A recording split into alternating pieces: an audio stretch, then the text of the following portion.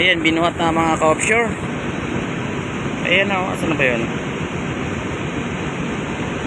Ayan, binuhat na sila. Ayan na, transfer na dito sa line field. Ayan mga ka-offshore. Ito, dami ng laman nito. 12 daw to eh.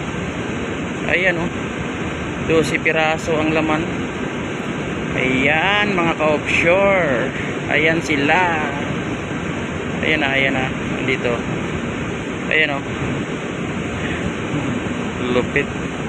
Ayan ang basket mga ka-offshore. Ayan o, ayan.